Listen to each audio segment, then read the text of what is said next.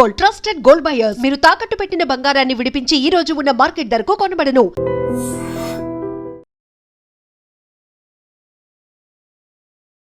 Welcome to I dream. Operation Sindoor success తర్వాత భారత్ పాక్పై మరోసారి పోరాటం చేస్తున్నారు.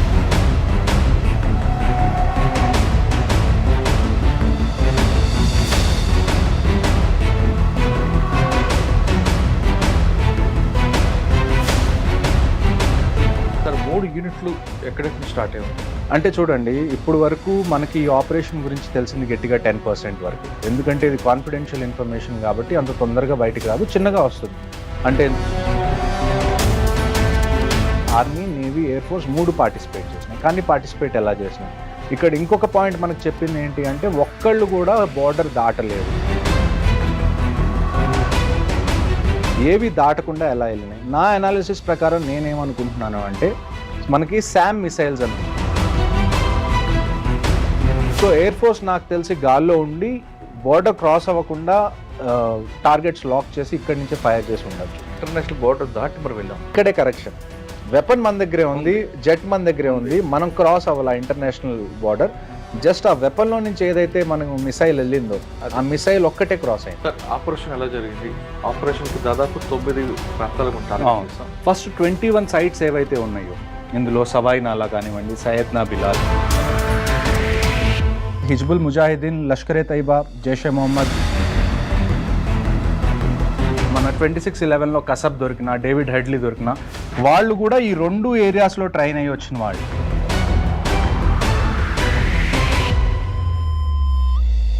Welcome to I dream. Operation Sindoor success తర్వాత భారత్ పాక్పై మరోసారి పోరాటం చేస్తుందా? అసలు ఆపరేషన్ సింధూర్ ఎలా స్టార్ట్ అయింది, ఎప్పుడు ఎండ్ అయింది అనే విషయాలు మనతో మాట్లాడడానికి మాజీ మేజర్ హర్షవర్ధన్ గారు ప్రస్తుతం మనతో ఉన్నారు. అని అడిగి చాలా క్లారిటీగా తెలుసుకుందాం. సార్ నమస్తే అండి. జై హింద్ మురళి గారు. జై హింద్ సార్. సార్ మీ ముఖంలో కొంచెం వెలుగు కనిపిస్తుంది. అంటే ఒక ఆన్సర్ అయితే ఇన్ని రోజులు నేను ఇక్కడికి వచ్చి ఆన్సర్ చెప్పాల్సి వచ్చింది. ఫైనల్గా Indian army, air force, navy answer చెప్పారు. So I'm also very happy. Okay sir, నా హ్యాపీ సరిపోతుంటారా? ఇచ్చిన స్ట్రైక్ చాలంటారా? లేదండి, చాలంటారా? ఇది జరిగినందుకు నాకు ఆనందంగా ఉన్నా కానీ ఎక్కడో చోట దాన్ని ఏమంటారు, నేనైతే కంప్లీట్గా హ్యాపీగా అయితే లేను. మెయిన్గా 2 విషయాలండి. 2 కాదు, ఒక 3 విషయాలు చెప్తాను. ఫస్ట్ విషయం ఏంటంటే, ఇప్పుడు మనం ఇంతకుముందు ఉరీ చూసుకున్నా, ఉరీ అటాక్ జరిగినప్పుడు మనం సర్జికల్ స్ట్రైక్ చేసాం. ఆ తర్వాత పుల్వామా జరిగినప్పుడు మనం బాలాకోట్ ఎయిర్ స్ట్రైక్ చేసాం. అప్పుడు కూడా దాదాపు మనం చేసింది ఇదే. అంటే అప్పుడు కొద్దిగా తక్కువ మంది టెర్రరిస్టులను చంపుండొచ్చు, ఇప్పుడు ఎక్కువ మందిని చంపుండొచ్చు. ఇంతకుముందు లాంచ్ ప్యాడ్స్ మీద మనం అటాక్ చేసి ఉండొచ్చు. ఇప్పుడు ఎక్కడైతే వాళ్ళని తయారు చేస్తారో మదర్సాస్ ఏవైతే ఉన్నాయో వాళ్ళ మీద చేసాం.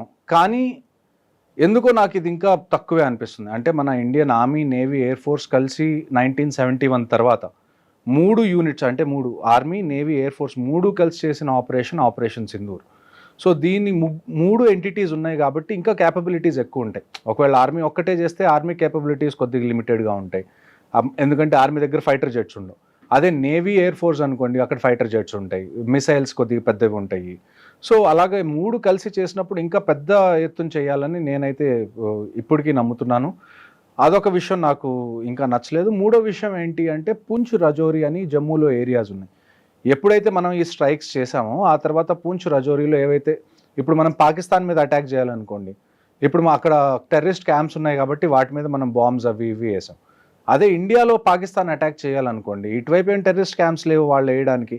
సో వాళ్ళు డైరెక్ట్గా సివిలియన్స్ని టార్గెట్ చేసి పూంచ్, రజౌరి ఏరియాలో కనీసం 15 మంది సివిలియన్స్ చనిపోయారు. ఒక రకంగా చూసుకుంటే అది మనం ఆ విషయంలో ఓడిపోయామన్న విషయాన్ని మనం గమనించాలి. ఎందుకంటే మొన్న పహల్గామ్లో 26 మంది చనిపోయారు, ఇవాళ సివిలియన్స్ 15 మంది చనిపోయారు. అంటే నేను ఇంతకు ముందు కూడా మీతో మాట్లాడినప్పుడు చెప్పాను, యుద్ధం లాంటిది ఏదైనా జరిగితే సివిలియన్స్ లైఫ్ కూడా థ్రెట్ ఉంటుంది అని. కానీ పాస్ట్లో ఒకసారి చూసుకుంటే కాశ్మీర్ వైపు ఎక్కువగా ఆర్టిలరీ షెల్లింగ్ అనేది జరగదు కంపారిటివ్గా చూసుకుంటే. ఎందుకంటే కాశ్మీర్లో ఎక్కువ ముస్లిం పాపులేషన్ కాబట్టి అక్కడ ఆర్టీ షెల్లింగ్ చేస్తే లోకల్స్కి, సివిలియన్స్కి ఏమన్నా అయితే వాళ్ళకి సపోర్ట్ దొరకదని చెప్పి పాకిస్తాన్ అటువైపు ఎక్కువ షెల్లింగ్ చేయదు. కానీ జమ్మూ వైపు ఏదైతే ఉందో, జమ్మూ రీజన్ ఎక్కడైతే మిక్స్డ్ పాపులేషన్ ఉందో, ఎక్కడైతే హిందూస్, ముస్లిమ్స్ అందరూ అన్ని మతాల వాళ్ళు ఉంటారో అటువైపు ఎక్కువగా షెల్లింగ్ చేసేది. ఇప్పటి నుంచనే కాదు, గత 30 సంవత్సరాల నుంచి కూడా ఎప్పుడన్నా జేఎండ్కేలో షెల్లింగ్ చేయాలి అంటే పాకిస్తాన్ మెజారిటీ టైం మనకి జమ్మూలోనే షెల్లింగ్ చేస్తారు. అది మనకి తెలిసినా కానీ, అంటే ఖచ్చితంగా చేస్తారని తెలిసినా కానీ కొద్దిగా ప్రోయాక్టివ్గా అక్కడ ఉన్న సివిలియన్స్ని ముందు ఎవాక్యువేట్ చేసి ఉండాల్సింది బోర్డర్ ఏరియా. మనకి హిస్టరీ చెప్తుంది కదండి జమ్మూలో కొడతారని, మరి ఎందుకు? అదే కదండి, ఇప్పుడు ఇది Jammu and Kashmir law and order కిందకు వస్తుంది, ఇది స్టేట్ లా అండ్ ఆర్డర్ కింద. అక్కడ ఉన్న అఫీషియల్స్ కొద్దిగా ప్రోయాక్టివ్గా ఎందుకు తీసుకోలేదన్నది వాళ్ళే చెప్పాలి. ఇది ఇప్పటికైనా మంచిదైంది, ఇప్పుడైతే వాళ్ళని ఎవాక్యువేట్ చేశారు మొత్తం, కానీ కొద్దిగా ముందు చేసుంటే ఆ 15 ప్రాణాలు కూడా మిగిలి ఉండేయని నా ఉద్దేశం. ఓకే సార్, ఒకసారి ఆపరేషన్కి వెళ్దామండి. అవును, ఆపరేషన్కి ఎప్పటి నుంచి ఎప్పుడా ఎదురు చూస్తుంటే ఫైన్ డే ఒకసారి ఆయన అవును. అంటే మనకి 7th మాక్ డ్రిల్స్ అని చెప్పి ఇక్కడ చెప్పి 6th 7th నైట్నే వాళ్ళు అక్కడ మాక్ డ్రిల్స్ చేయించారు వాళ్ళ చేత. సార్ 3 యూనిట్లు ఎక్కడెక్కడ స్టార్ట్ అయి ఉంటాయి? అంటే చూడండి, ఇప్పుడు వరకు మనకి ఈ ఆపరేషన్ గురించి తెలిసింది గట్టిగా 10% వరకే, ఎందుకంటే ఇది కాన్ఫిడెన్షియల్ ఇన్ఫర్మేషన్ కాబట్టి అంత తొందరగా బయటికి రాదు, చిన్నగా వస్తుంది. అంటే ఇంతకుముందు సర్జికల్ స్ట్రైక్స్ అయినప్పుడు కానివ్వండి, ఎయిర్ స్ట్రైక్స్ అయినప్పుడు కానీ వెంటనే ఏ విషయం బయటికి రాదు కాన్ఫిడెన్షియాలిటీ వల్ల. ఇందులో ఇప్పుడు వరకు మనకు తెలిసిన విషయం ఏంటి అంటే army, navy, air force 3 participate చేసినాయి. కానీ పార్టిసిపేట్ ఎలా చేసినాయి? ఇక్కడ ఇంకొక పాయింట్ మనకు చెప్పింది ఏంటి అంటే ఒక్కళ్ళు కూడా బార్డర్ దాటలేదు. కానీ మనం చూసుకోవాల్సింది ఏంటంటే across LC, across international border రెండింటిని దాటి మనం టార్గెట్స్ని అటాక్ చేసాం. ఏవి దాటకుండా ఎలా వెళ్ళినాయి? నా అనాలిసిస్ ప్రకారం నేనేమనుకుంటున్నాను అంటే మనకి శామ్ మిసైల్స్ అని ఉంటాయి. అంటే శామ్ అంటాం మనం, సర్ఫేస్ టు ఎయిర్ మిసైల్. అంటే భూమి మీద నుంచి మనం మిసైల్ వదిలిపెడితే అది వెళ్ళి గాల్లో తగలడం కానీ లేకపోతే సర్ఫేస్ టు సర్ఫేస్ మిసైల్స్ ఉంటాయి, అవి ఆర్మీ దగ్గర ఉన్నాయి. సో ఆర్మీ నాకు తెలిసి సర్ఫేస్ మిసైల్స్ యూజ్ చేసి అక్కడ డిస్ట్రక్షన్ చేసి ఉండాలి. ఎయిర్ ఫోర్స్ వాటికి మనం బేసిక్గా ఈ ఆపరేషన్లో 2 రకాల మిసైల్స్ ఖచ్చితంగా వాడాం. ఒకటి హ్యామర్, ఒకటి స్కాల్ప్ అని, ఈ 2 పేర్లు. ఈ హ్యామర్ అనేది ఫ్రాన్స్ నుంచి తెచ్చుకున్న మిసైల్స్, ఈ స్కాల్ప్ అనేది బ్రిటిష్, ఫ్రాన్స్ కలిసి తయారు చేసిన మిసైల్స్ అనమాట. వీటిని మనం లాంగ్ రేంజ్ గైడెడ్ మిసైల్స్ అంటాం, గైడెడ్ క్రూయిజ్ మిసైల్స్ అంటాం. సో ఇవి మనం ఒకవేళ మనం లోపలికి ఎంటర్ అవ్వకపోయినా మనం బార్డర్ దగ్గర ఉండి మన ఎయిర్ క్రాఫ్ట్ గాల్లో పెట్టి అక్కడి నుంచి ఫైర్ చేసినా కానీ చాలా దూరం వెళ్ళి ఎనిమీ టార్గెట్స్ని టార్గెట్ చేసేంత క్యాపబిలిటీస్ ఉన్న మిసైల్స్ ఇవి. సో ఎయిర్ ఫోర్స్ నాకు తెలిసి గాల్లో ఉండి బార్డర్ క్రాస్ అవ్వకుండా టార్గెట్స్ లాక్ చేసి ఇక్కడి నుంచే ఫైర్ చేసి ఉండొచ్చు. మరి నేవీ ఎలా ఇన్వాల్వ్ అయింది అంటే నేను అనుకోవడం ఏంటి అంటే మనకి ఎయిర్ క్రాఫ్ట్ క్యారియర్ ఉన్నాయి, ఐఎన్ఎస్ అరిహంట్ అని కానివ్వండి లేకపోతే ఐఎన్ఎస్ విక్రాంత్ కానివ్వండి, ఇలాంటి ఎయిర్ క్రాఫ్ట్ క్యారియర్స్ ఉంటాయి. ఈ ఎయిర్ క్రాఫ్ట్ క్యారియర్స్ మీద అట్ ఏ టైం మనం కనీసం 15-16 జెట్ ప్లేన్స్ తీసుకొని మనం ట్రావెల్ చేయొచ్చు. సో నాకు తెలిసి జెట్ ప్లేన్స్ ఏవైతే ఖచ్చితంగా తెలిసిన విషయం ఏంటంటే ఇందులో రఫేల్స్ ఏవైతే మనం ఫ్రాన్స్ నుంచి కొత్తగా తెప్పించుకున్నామో అవైతే మాత్రం ఖచ్చితంగా యూజ్ అయినాయి అని మాత్రం మనం ఒకసారి గమనించాలి. నాకు తెలిసి రఫేల్ ఎయిర్ క్రాఫ్ట్స్ ఏవైతే ఉన్నాయో ఇండియాలో ఉన్న ఏదన్నా బేస్ మీద నుంచి ఎగరకుండా ఈ ఎయిర్ క్రాఫ్ట్ క్యారియర్ నుంచి టేక్ ఆఫ్ అయ్యి అవి ఫైర్ చేసి మళ్ళీ ఎయిర్ క్రాఫ్ట్ క్యారియర్ మీద ల్యాండ్ అయినాయని నా ఉద్దేశం. కానీ మీరు చెప్తున్న ఆ ప్రాంతం అంతా కంటే గుజరాత్ ఆ ప్రాంతంలో సముద్రం ఉందండి, కానీ జెట్స్ కి చాలా అది కూడా ఉంటుంది కదా, చాలా దూరం వెళ్ళి వచ్చే కేపబిలిటీ ఉంటుంది. వాటిలో చాలా ఫ్యూయల్ ఉంటుంది, ఆల్మోస్ట్ కొన్ని 1000 కిలోమీటర్లు అవి ట్రావెల్ చేసే అంత కేపబిలిటీ వాటికి ఉంటాయి. సార్ ఆపరేషన్ స్టార్ట్ అయింది, పర్టికులర్గా 9 ఏరియాలు కొట్టాం. అక్కడ మన టార్గెట్ ఉండని ఎప్పటి నుంచో మనకు ఆల్రెడీ ఉందా, ఐడెంటిఫై చేసి ఉంచి ఉన్నాం? అవునండి, మనకి కంటిన్యూస్గా ఇంటెలిజెన్స్ ఇంటర్సెప్షన్స్ అనేవి కంటిన్యూస్గా వస్తాయి. మీరు ఆపరేషన్ని పర్టికులర్గా చూసుకుంటే మనం 1 గంట 5 నిమిషాలకి స్టార్ట్ చేసి 1:30 కల్లా మనం ఆగొట్టాం. అంటే జస్ట్ 25 నిమిషాల్లో 9 లొకేషన్లో 24 స్ట్రైక్స్ మనం చేయగలిగిన క్యాపబిలిటీ మనది. అంటే ఒక అరగంటలో మనం ఎంత డ్యామేజ్ చేయగలిగామో మీరు చూడొచ్చు. నేను అందుకే చెప్తుంది ఐఎమ్ స్టిల్ నాట్ హ్యాపీ, ఎందుకంటే అరగంటలో ఇంత చేయగలిగిన క్యాపబిలిటీస్ మనకు ఉన్నప్పుడు ఇంకొద్దిగా ఎక్కువ చేయాల్సింది. ఎందుకంటే ఉట్టి టెర్రరిస్ట్ క్యాంప్స్ మీద మనం ఎన్ని రోజులని టార్గెట్ చేస్తాం. ఇక్కడ మనకున్న ఇంకొక హోప్ ఏంటి అంటే మన పూర్వపు ఎవరైతే చీఫ్ ఆఫ్ ఆర్మీ స్టాఫ్ ఉన్నారో మాజీ సైన్యాధ్యక్షులు జనరల్ నరావనే గారు, ఆయన ట్వీట్ ఏం చేశారంటే ఇది జస్ట్ బిగినింగ్ మాత్రమే అని ట్వీట్ చేశారు. ఆ ఆశ అయితే నాకు ఇంకా ఉంది, ఇది జస్ట్ ఫస్ట్ రౌండ్, ఇంకా రౌండ్స్ ఉంటాయని నేను కోరుకుంటున్నాను. ఖచ్చితంగా నేను అలాగ అనుకుంటున్నాను, అలా అవ్వాలని అనుకుంటున్నాను. సార్ 9 ప్రాంతాల్లో కొట్టారు కదా, 9 ప్రాంతాల్లో ఒక్కొక్క ప్రాంతం గురించి చెప్పగలరా? అంటే ఏ విధంగా వాళ్ళు? నేను వీటిని 2-3 రకాలుగా విభజిస్తాను మనకి కొద్దిగా ఈజీగా అర్థం చేసుకోవడానికి. ఇందులో మూడు రకాల గ్రూప్స్ ఉన్నాయి.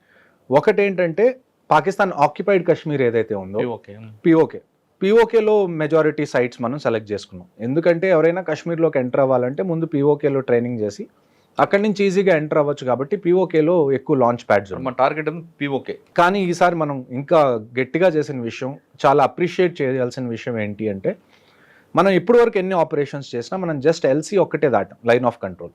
ఇంటర్నేషనల్ బౌండరీ అనే దాన్ని మనం ఎప్పుడు ఇంతకుముందు దాటలేదు. కానీ ఈసారి ఎస్పెషల్లీ ముజఫరాబాద్ అనే ప్లేస్, అబోటాబాద్ అని పాకిస్తాన్లో ఒక ప్లేస్ ఉంటుంది. ఆ అబోటాబాద్ 2 విషయాలకి చాలా ఫేమస్. ఒకటి ఏంటి అంటే ఇక్కడ మనకి ఇండియన్ మిలిటరీ అకాడమీ దెహ్రాదూన్లో ఎలాగుందో పాకిస్తాన్ మిలిటరీ అకాడమీ అబోటాబాద్లో ఉంది. అంటే అక్కడ ఉండే ఆర్మీ ఆఫీసర్స్ ఎవరైతే ఉంటారో అందరూ అక్కడే ట్రైన్ అవుతారు పాకిస్తాన్ మిలిటరీ అకాడమీలో. దాని పక్కనే దానికి కొద్ది దూరంలో ఒసామా బిన్ లాడెన్ ఎప్పుడైతే యుఎస్ వాళ్ళు చంపారో వాళ్ళు చంపింది కూడా అబోటాబాద్లోనే.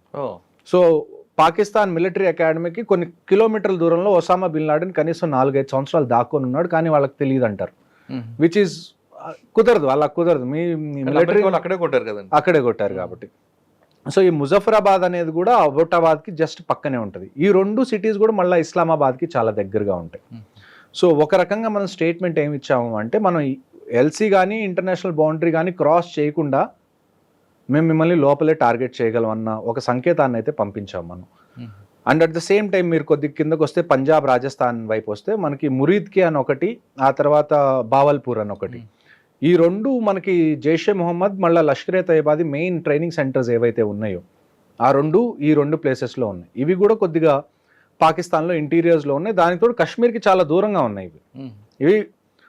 ఒకవేళ మనం బావల్పూర్ చూసుకున్నాం అనుకోండి, బావల్పూర్లో మౌలానా మసూద్ అజర్ ఎవరైతే మన జైషే మొహమ్మద్ హెడ్ ఉన్నాడో అతని ఫ్యామిలీ ఆ కాంపౌండ్లోనే ఉంటారు. సో నిన్న మనకి తెలిసిన విషయం ఏంటంటే మసూద్ అజర్ ఫ్యామిలీలో 14 మందిని మనం చంపేశాం. ఇంకొక విషయం ఇక్కడ మనం గమనించాల్సింది ఏంటంటే ఆయన ఒట్టి మసూద్ అజర్ కాదు, మౌలానా మసూద్ అజర్. మౌలానా అంటే ఏంటండి? మదర్సాల్లో ఎవరైతే పాఠాలు చెప్తారో వాళ్ళని మౌలానా అంటారు, రిలీజియస్ టీచర్ బేసికలీ. సో ఎవరైతే టెర్రరిజంకి రిలీజియన్ లింక్ లేదని చెప్తారో వాళ్ళు నాకు దీనికి ఆన్సర్ చెప్పండి. మసూద్ అజర్ని మౌలానా అని ఎందుకు అంటారు? ఒక ఇస్లామిక్ టీచర్గా ఆయనకి ఎందుకు ఆ కితాబ్ ఇచ్చారు మౌలానా అని? ఇప్పుడు ఎన్నైతే మనం స్ట్రైక్ చేసామో అందులో మెజారిటీ మనం స్ట్రైక్ చేసింది మదర్సాస్ని, మస్జిద్స్ని. వాళ్ళు ఆ కవర్ని యూజ్ చేసుకొని టెర్రరిజం చేస్తున్నారు. మళ్ళీ మీరు వచ్చి దానికి రిలీజన్కి సంబంధం లేదంటే అది తప్పు, ఆ లాజిక్ కుదరట్లేదు. సో దానికి కూడా ఆన్సర్ చెప్పాలి. ఓకే, ఇంకా మీకు ఐడియా వచ్చిన చెప్పండి. ఇంకా ఈ అంటే 9 ప్లేస్లు కొట్టాం మనం, 9 ప్లేస్లో 2 చెప్తున్నారు. 9 ప్లేసెస్లో 3 చాలా మనకి ఇంపార్టెంట్. ఓకే, మిగతావన్నీ చిన్న చిన్న లాంచ్ ప్యాడ్స్, లేకపోతే ఇంతకు ముందు కూడా మనం అటాక్ చేసిన లాంచ్ ప్యాడ్స్, దగ్గరలో ఉన్న లాంచ్ ప్యాడ్స్ ఏవైతే పాకిస్తాన్ ఆక్యుపైడ్ కాశ్మీర్లో ఉన్నాయో. నేను చెప్పే 3 ఏవైతే ఉన్నాయో అవి పాకిస్తాన్లో ఉన్నాయి. పాకిస్తాన్ ఆక్యుపైడ్ కాశ్మీర్లో లేవు, కంప్లీట్ పాకిస్తాన్లో ఉన్నాయి.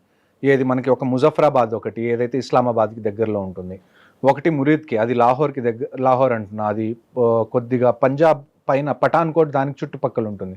అదే మళ్ళీ మనం బావల్పూర్ వచ్చామనుకోండి, అది ఆల్మోస్ట్ రాజస్థాన్ బార్డర్కి ఎదురుగా ఉంటుంది.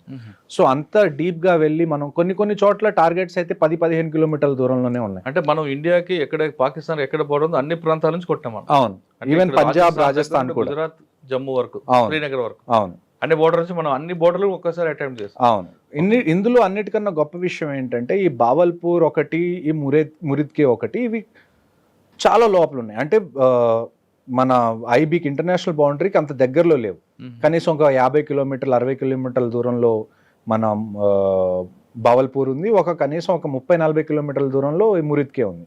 ఇలాంటి టార్గెట్స్ని కూడా మనం ఆ కంట్రీలోకి ఎంటర్ అవ్వకుండా, ఎయిర్ స్పేస్లోకి ఎంటర్ అవ్వకుండా టార్గెట్ చేయడం అన్నది చాలా గొప్ప విషయం. దాన్ని మనం ఖచ్చితంగా అభినందించాలి. సార్, మనం బోర్డర్ దాటి, ఇంటర్నేషనల్ బోర్డర్ దాటి మరి వెళ్ళాం అంటే ఇక్కడే కరెక్షన్. వెపన్ మన దగ్గరే ఉంది, జెట్ మన దగ్గరే ఉంది, మనం క్రాస్ అవ్వాలి ఇంటర్నేషనల్ బార్డర్. జస్ట్ ఆ వెపన్ లో నుంచి ఏదైతే మనకు మిసైల్ వెళ్ళిందో ఆ మిసైల్ ఒక్కటే క్రాస్ అయింది, వెళ్ళింది. దానికి అబ్జెక్షన్ ఉంటుందా? అబ్జెక్షన్ అంటే ఇందులో ఇది జరిగిన వెంటనే నాకు నచ్చని విషయాలు ఇదొకటి. ఇండియన్ గవర్నమెంట్ వెంటనే స్టేట్మెంట్ రిలీజ్ చేసింది, మినిస్ట్రీ ఆఫ్ డిఫెన్స్. ఏమని? మేము చేసినవన్నీ precision strikes only on terrorist infrastructure which are non, దాన్ని ఏమంటారు, ఎస్కలేటరీ ఇన్ నేచర్ అని. అంటే వాళ్ళు చెప్పిన దాన్ని బట్టి ఏంటి అంటే ఏ బిల్డింగ్ ఉందో ఆ బిల్డింగ్ని చూసి ప్రిసైజ్గా ఆ బిల్డింగ్ మీదే మేము టార్గెట్ చేసాం. పాకిస్తాన్ ఆర్మీకి సంబంధించిన ఏ ఎలిమెంట్ని మేము టార్గెట్ చేయలేదు. దాని తర్వాత ఇది ఏదైతే మేము చేసామో దీన్ని మీరు అది చేయలేదు, పెద్ద విషయం చేయకూడదు, ఎందుకంటే మేము టెర్రరిస్ట్ని టార్గెట్ చేసాం, సివిలియన్స్ని కానీ పాకిస్తాన్ ఆర్మీని కానీ మేము టార్గెట్ చేయలేదు అని చెప్పి ముందు నుంచే మనం ఒక సంజాయిషి ఇచ్చుకున్నట్టు నాకు అనిపించింది.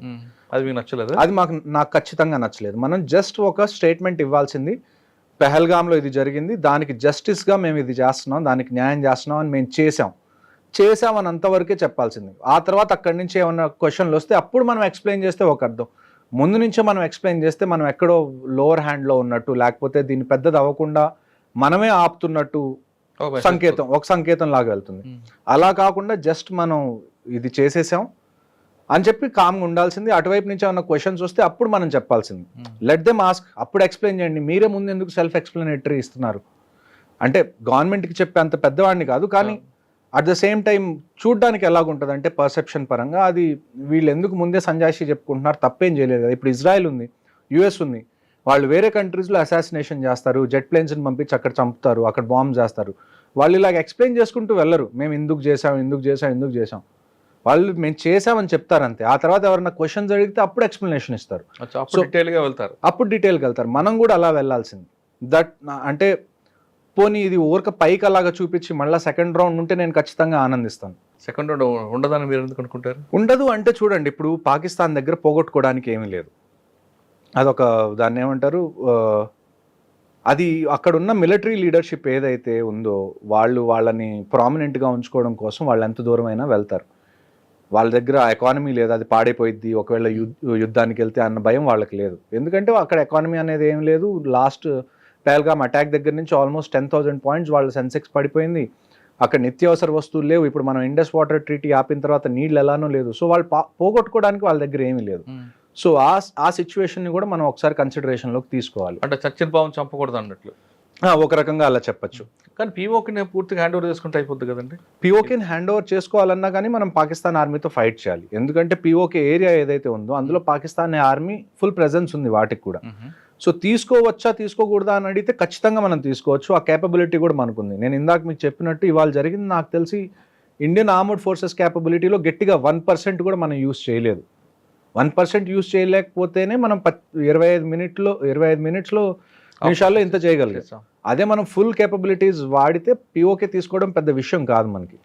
కానీ అది తీసుకునే ముందు మనం దాని నుంచి కాన్సిక్వెన్సెస్ ఏముంటాయి, వాటికి రెడీగా మనం ఉన్నామా అన్న విషయాన్ని మన గవర్నమెంట్కి అనిపిస్తే then we will go ahead. Sir, ఆపరేషన్కి వెళ్ళే ముందు అన్ని డిపార్ట్మెంట్ కూడా ముందు అలర్ట్ చేస్తారట కదా? నాకు తెలిసి చూడండి, ఇలాంటి సీక్రెట్ ఆపరేషన్స్ ఎలాగుంటాయి అంటే లాస్ట్లో నాకు తెలిసి కొన్ని గంటల ముందే ప్లాన్ బయటికి రిలీజ్ అవుతుంది. అంతకు ముందు వరకు కూడా కనీసం ఒక 2-3 ప్లాన్లు ఎక్స్ట్రా పెట్టుకొని ఉంటారు. ప్లాన్ బి, ప్లాన్ సి లాగా కనీసం ఏబిసి 3 ప్లాన్స్ అయితే కనీసం మినిమం ఉంటాయి. ఎందుకంటే ఇలాంటి సీక్రెట్ ఆపరేషన్స్లో కొన్నిసార్లు ఇన్ఫర్మేషన్ లీక్ అవ్వడానికి కూడా ఛాన్సెస్ ఉంటాయి. ఒకవేళ ఇన్ఫర్మేషన్ లీక్ అయింది అనుకోండి, మనం ముందు నుంచి అనుకున్న ఆపరేషన్ మనం అప్పుడు తలపెడితే వాళ్ళు ఆల్రెడీ రెడీగా ఉంటారు, ఇన్ఫర్మేషన్ లీక్ అయింది కాబట్టి. సో ఇలాంటి ఆపరేషన్స్ ఎలాగుంటాయంటే మనం ముందే ఒక 3-4 ఆప్షన్స్ రెడీగా పెట్టుకుంటాం. అందులో లాస్ట్లో కొన్ని గంటలు మిగిలిందన్నగానే ఏ ఆపరేషన్ అనేది ఫైనల్ అవుతుందో అప్పుడు చెప్తారు. దాన్ని బట్టి అప్పటి వరకు అందరూ ప్రాక్టీస్ చేస్తూ ఉంటారు.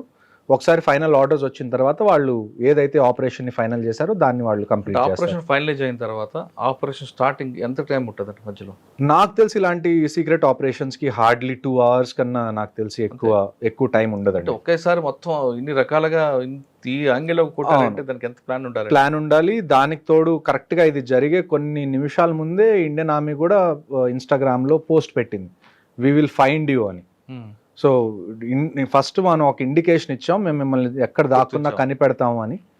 ఆ కనిపెట్టి మరీ కొట్టారు, చెప్పి మరీ చేసినట్టు ఒక రకంగా. అక్కడి నుంచి మళ్ళీ రిటాలియేషన్ కూడా మనకు వస్తుంది ఈ పూంచ్ రజౌరీలో. సార్, ఆపరేషన్ ఎలా జరిగింది? ఆపరేషన్ కి దాదాపు 9 ప్రాంతాలకు టార్గెట్ చేసాం. ఏ బేస్ నుంచి ఎక్కడ వెళ్ళాం, ఎలా చేసుకోవచ్చు అని ఒకసారి ఎక్స్ప్లెయిన్ చూడండి. మొత్తం ఇక్కడ ఇంకొక పేరు ఒకటి ఉంది, బావల్పూర్ అని.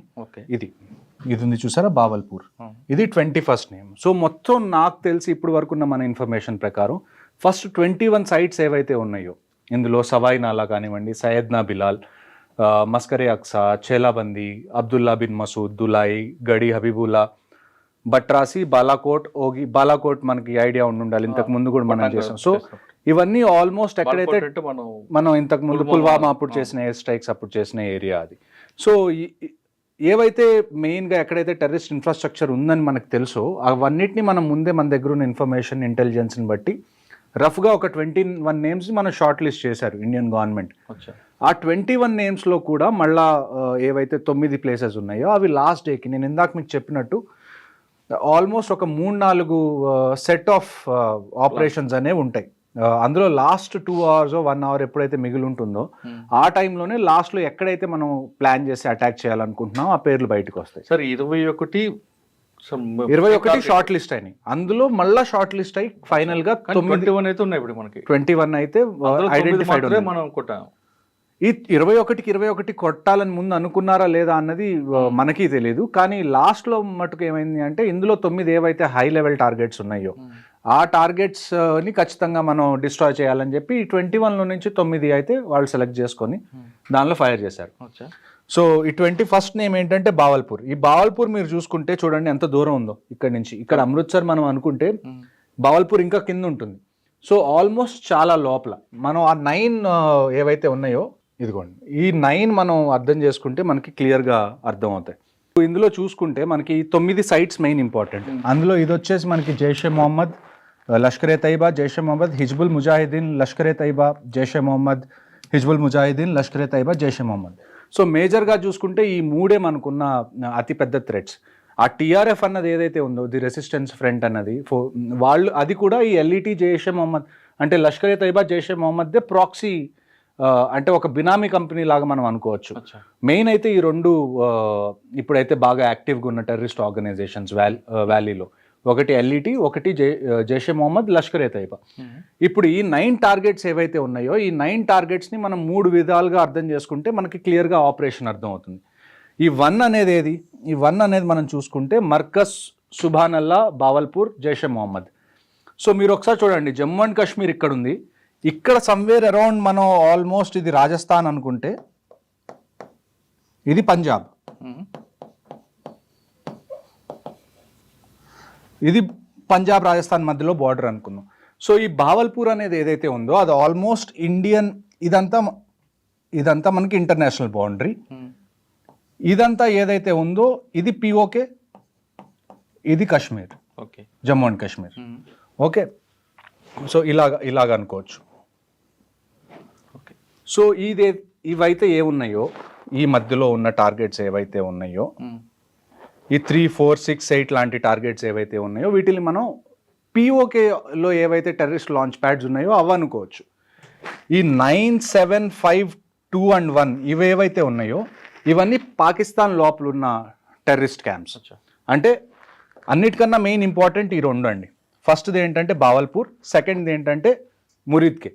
ఈ రెండిట్లో ఏంటి అంటే ఫస్ట్ మనం దీని గురించి మాట్లాడుకుందాం. బావల్పూర్ మౌలానా మసూద్ అజర్ ఎవరైతే మన జైషే మొహమ్మద్కి ఎవరైతే హెడ్ ఉన్నాడో అతనిది ఇక్కడ ఒక మర్కజ్ ఉంది. అక్కడ చాలామంది ట్రైన్ అవుతారు. ఇన్ఫ్యాక్ట్ ఎవరైతే మన 26/11లో కసబ్ దొరికినా, డేవిడ్ హెడ్లీ దొరికినా వాళ్ళు కూడా ఈ 2 ఏరియాస్లో ట్రైన్ అయ్యి వచ్చిన వాళ్ళు.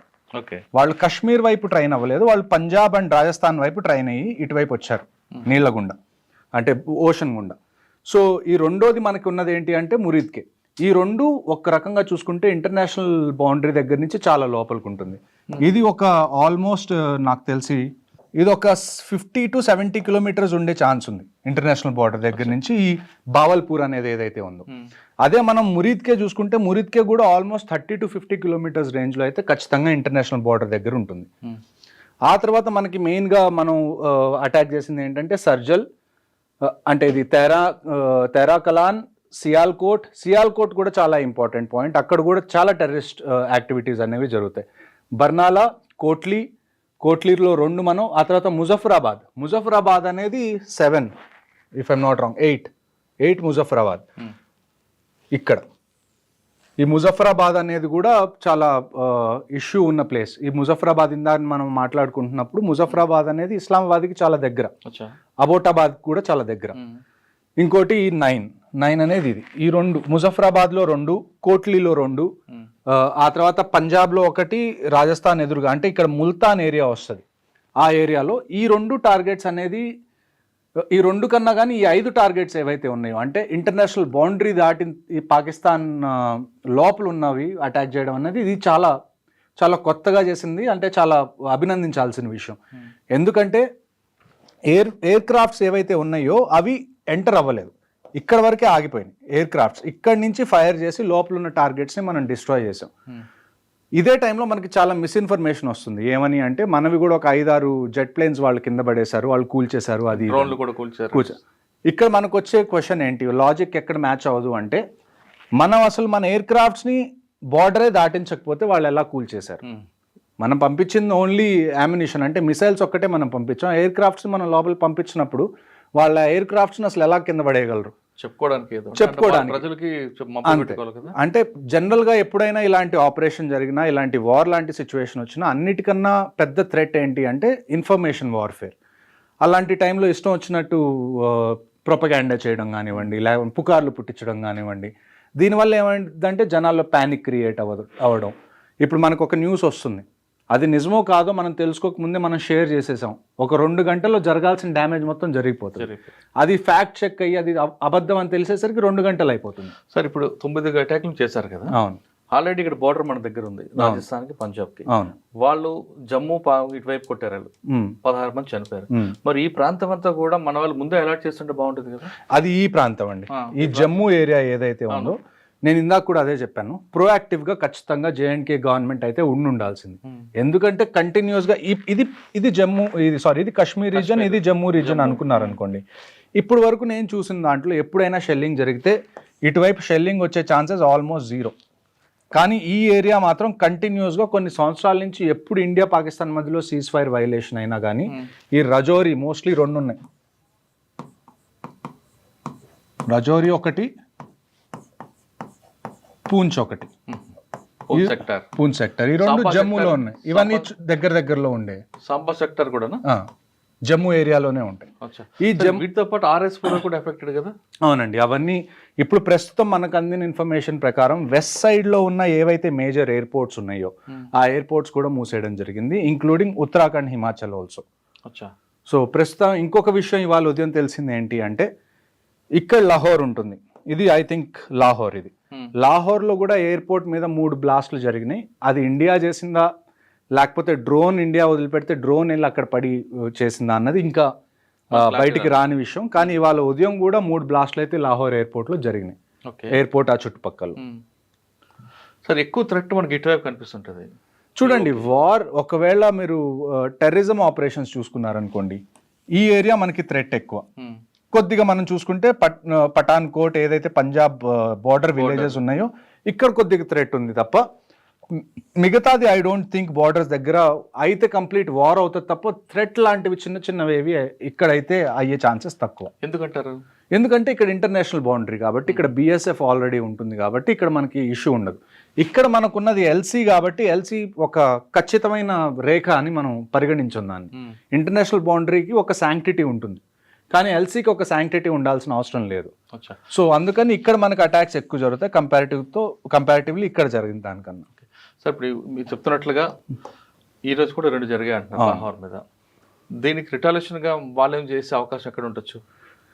చూడండి, నా అంచనా ప్రకారం అయితే ఈ ఇంటర్నేషనల్ బౌండరీ ఏదైతే ఉందో దీన్ని వాళ్ళు కదిలించరు.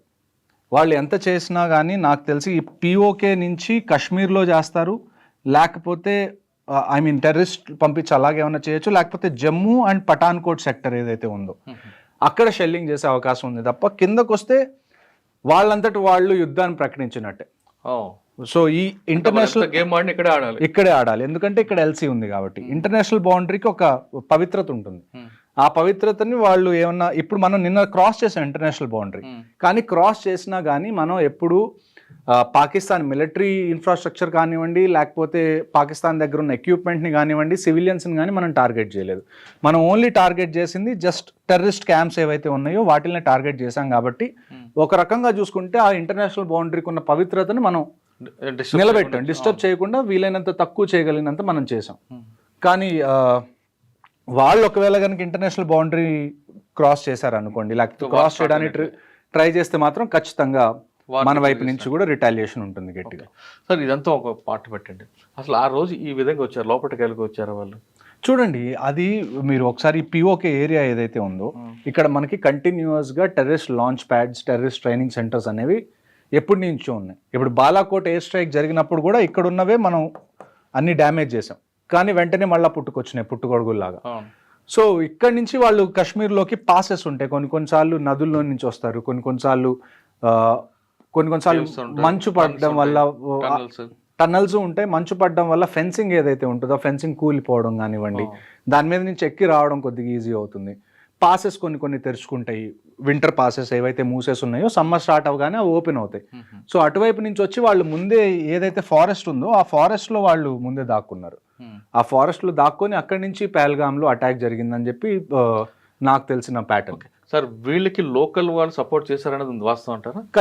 ఖచ్చితంగా ఉందండి. ఇప్పుడు ఇంకొక విషయం ఏం జరిగిందంటే రీసెంట్గా వీళ్ళకి ఎవరైతే లాజిస్టిక్స్ ప్రొవైడ్ చేశారో, పహల్గామ్ అటాక్ చేసిన వాళ్ళకి ఎవరైతే లాజిస్టిక్స్ ప్రొవైడ్ చేశారో ఒక వ్యక్తి వాళ్ళకి తిండి పెట్టడం కానీ వాళ్ళు ఉండడానికి ఏరియా ఇవ్వడం కానీ, అతన్ని ఆర్మీ పట్టుకోవడానికి వెళ్తే అతను తప్పించుకుందామని చెప్పి నదిలో దూకి ట్రై చేస్తే చనిపోయాడు.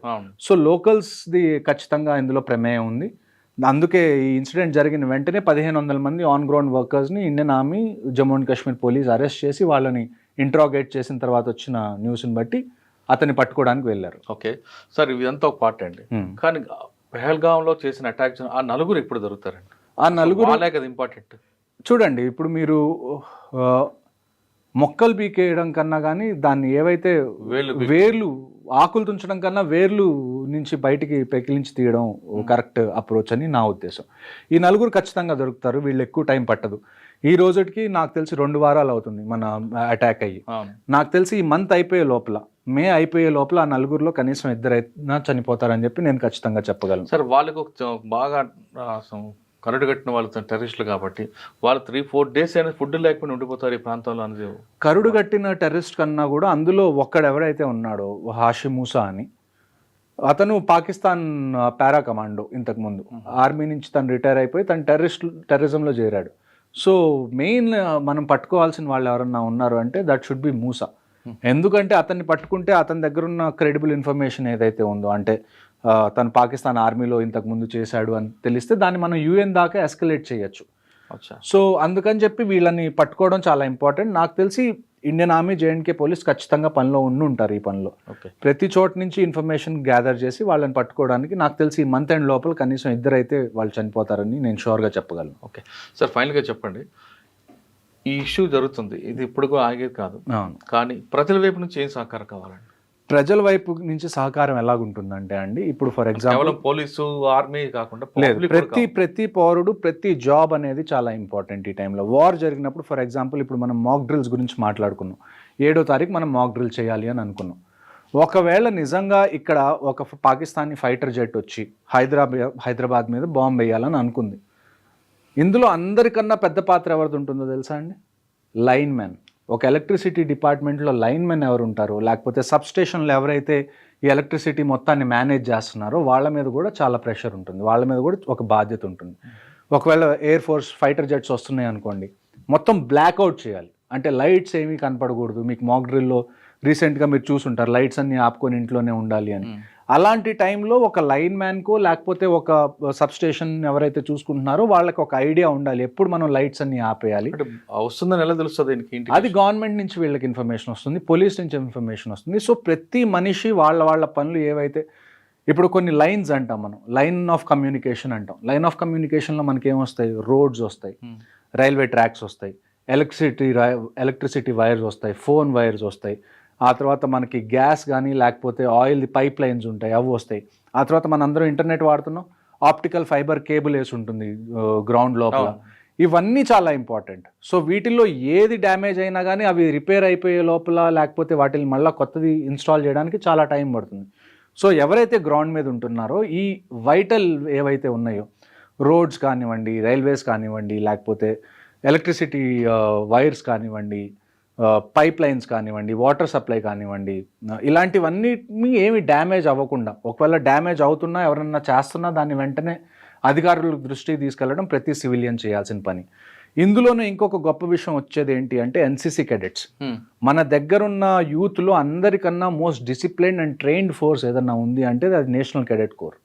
NCC cadets కూడా ఏం చేస్తారంటే ఒకవేళ వార్ వచ్చింది అనుకోండి, ఇక్కడ నుంచి చాలామంది ఫ్రంట్ లైన్స్కి వెళ్ళిపోతారు, పోలీసులు కూడా చాలా విషయాల్లో బిజీ అయిపోతారు.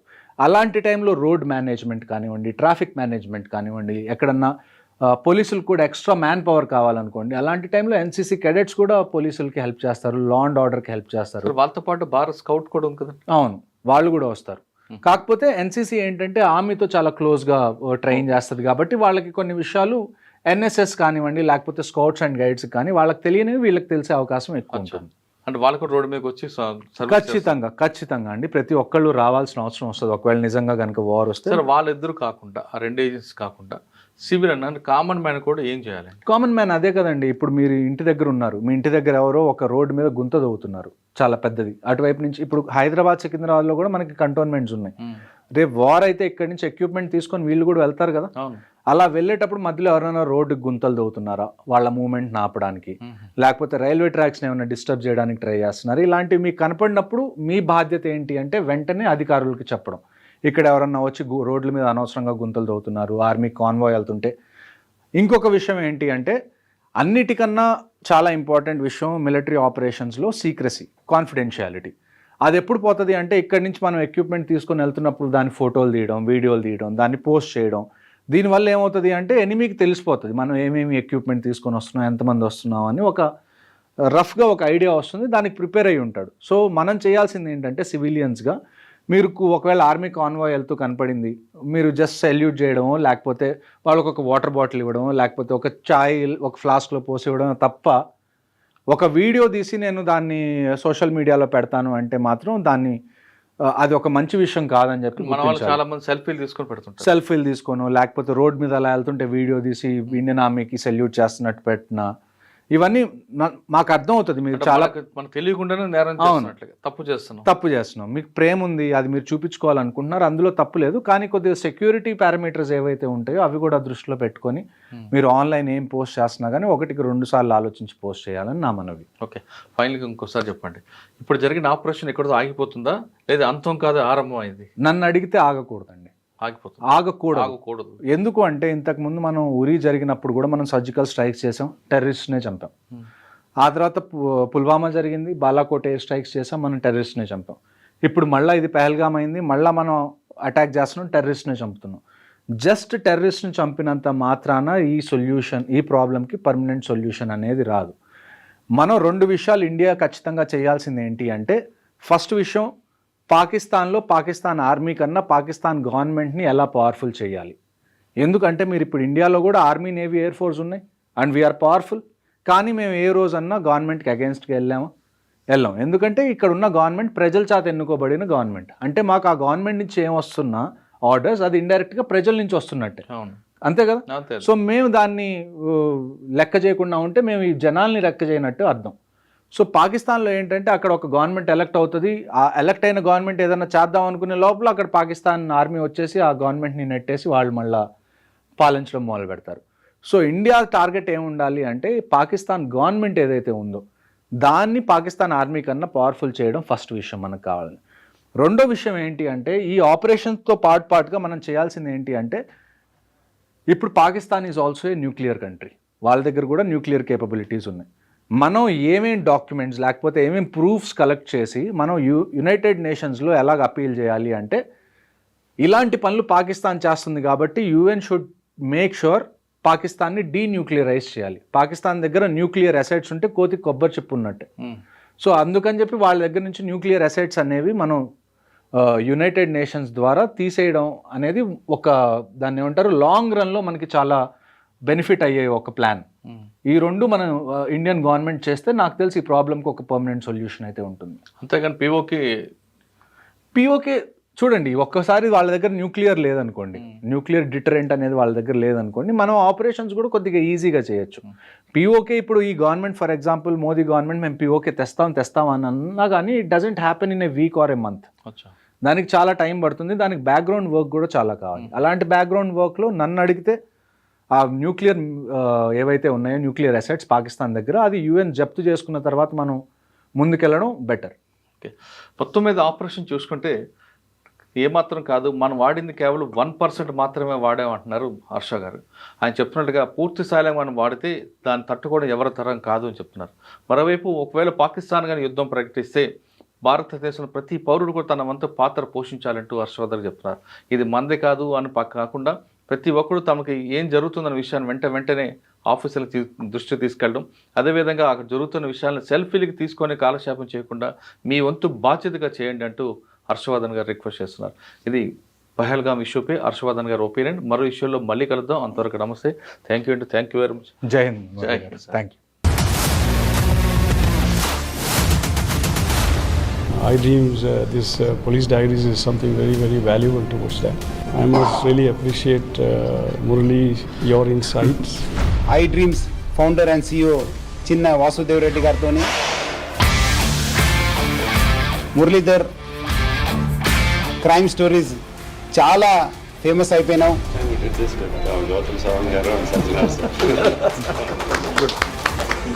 Well done. Congratulate him for doing so well, and I congratulate him, his boss also. For doing so well.